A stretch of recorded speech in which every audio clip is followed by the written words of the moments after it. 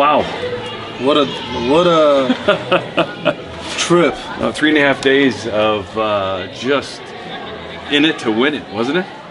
It was incredible. You know, it was a little overwhelming at a point, but once you just see the reaction of these kids, you know, I mean, a lot of our team members, they just flew in straight to Nakuru. You know, they flew in, next day they're on the bus to Nakuru. They're all jet lagged, they're not even accustomed to the time, and bam, bam, bam. We flew into school, let's get to work. Yep. No one complained. One of the things that we never talked about in our pre-meetings was help from the students. Yes.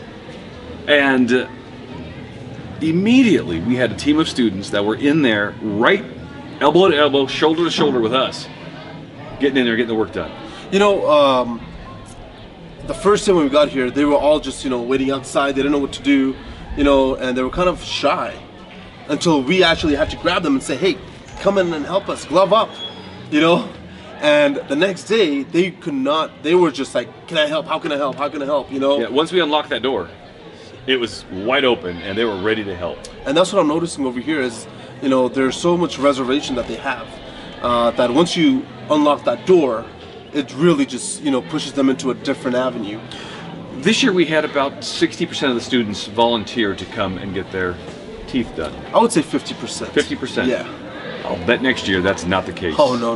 You know, I'm not sure if you were inside, but when we're wrapping up, they did not have consent forms, but all the rest of the students wanted to come in to get their teeth cleaned and, you know, get to know us.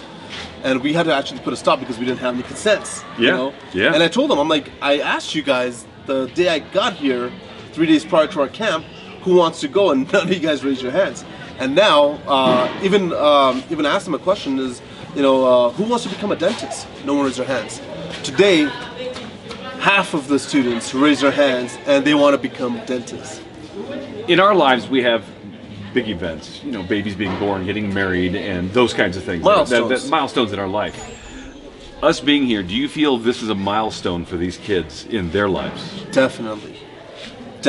And, you know, this has not happened to them. They get visitors, but no one to stay for this long and bring a change in their life. You know, a lot of them had their first extraction, never had a cleaning, probably the first, real good toothbrush that they own. Yes. You know, a lot of the ways that they maintain their oral hygiene is by getting these sticks that have some astringent properties. They chew them, and then they use the bristles as a brush to just brush, and that's it. You know, there's no toothpaste, there's nothing. So for them, floss was just a big hit. Mm-hmm. They've never seen anything, like that. Nope. They've seen a brush, they've seen a toothpaste, but never a floss, and they were just so excited to use that. You were tracking some of the patients with their fluoride content in the water, and you were trying to connect the dots. How did that work with some people that had more fluoride staining and others that didn't? So I was asking them, you know, where are you from? And I was trying to note where they're coming from, what part of Kenya.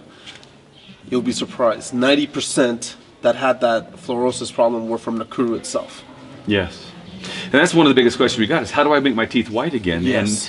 And some of them believe that staining was decay, when it's not. It's just staining of their teeth. That's why education is very, very important. You know, I think that next time when we come over here, I would like to have a full high school assembly to educate them on oral hygiene, nutrition, what is the norm, what is not the norm, and when to go see a dentist. Well, we were here a couple days early for setup and for prep, and this would be something that would be good, again, if it was done before the team gets here. They have the assembly, and then the next day it starts. Exactly. That one day that the team needs to get their jet lag and their bearings down here, and then get them over here. I think it would be a great thing. We can't finish this conversation without talking about one person, Johnny Johnson, and this school and what it means to this school. Oh. You know, you can just see it. This guy has resurrected. You know, when he came over here, he was just just mellow, but as soon as he walked in, you can just see that the character that he just became, very involved, very concerned, very, happy of what he has done. And he knows, one word if I were to say that would describe Johnny would be humility. Oh my gosh. Think of this. We've seen videos all week long. We've been dealing with these kids all week long, and in the video that we've been playing, we've seen pretty much all the students here. Without Johnny and his wife, could we have had a single video frame from this school? Definitely not. It would not exist. It would not exist. 2 people in Hanford, California have worked tirelessly with the help of many, many others, but those 2 have supported this place for over 20 years. And I think they have another group in Wisconsin, I believe. Wisconsin, yes. Yeah, and without this group to do this has been phenomenal. And they retired. They said, "How do we help?" And they made this their baby. Yep. And this is what Johnny keeps telling me. He's like, "Rushi, he was telling me that he is so thankful that we did this, because a lot of us have a daily schedule. We're not retired. I left my 2 young kids, a year and a 2-year-old, back, closed down my offices to come over here. But it's a life-changing experience. If you were to put a price on it, it's priceless. And a lot of our team members are normal working people that have dedicated their time on their expense to come over here and make a change. And I am so thankful to have such a great team this time, and hoping to have similar kind of people on our trip next year. Future trips. Yeah. Earlier I talked about milestones in life for these kids and what this event means for them.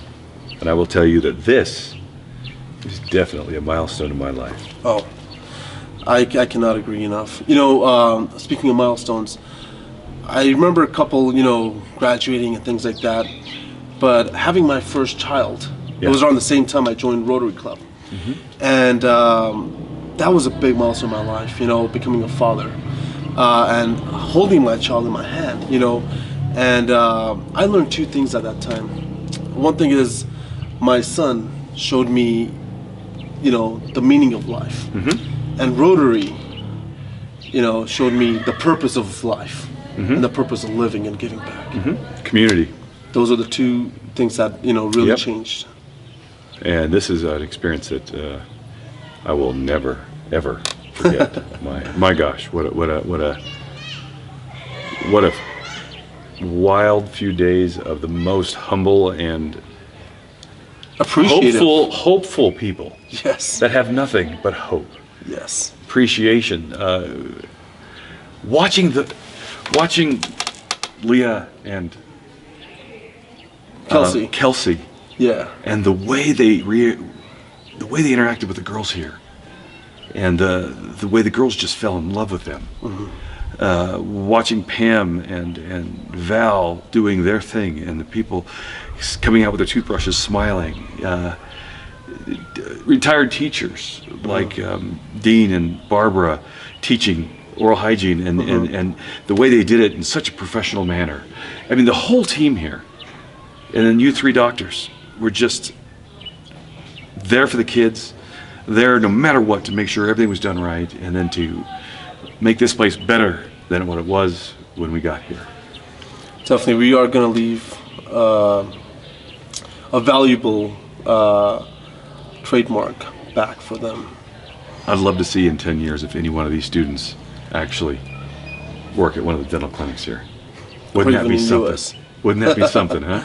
Yes. They've learned a lot, and right now when we were having our assembly, they learned so many new words. Gauze, curing light. They were so fascinated by these small things that we take for granted. Yeah.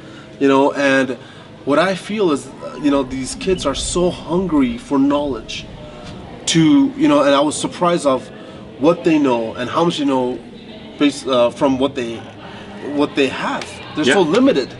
They don't have computers. They don't have. Some of them have phones that are half broken, but the knowledge, they are so hungry. Yes. And intellectually, I would say they are almost there with the Western countries. Yep.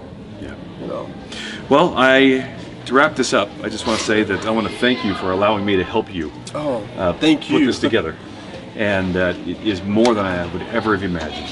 And I cannot wait to start planning for next year. My vision is to give as much back as we can, and it's not possible without a good team and a good, team member like yourself to be helping me and being by my side and doing anything and everything without questions. You're just like, Rushi, I'm there for you. Tell me, how can I help? Yep. And I appreciate that, Todd. It's been great. Absolutely great. Thank you. It's my pleasure. Sawa sawa. Sawa sawa.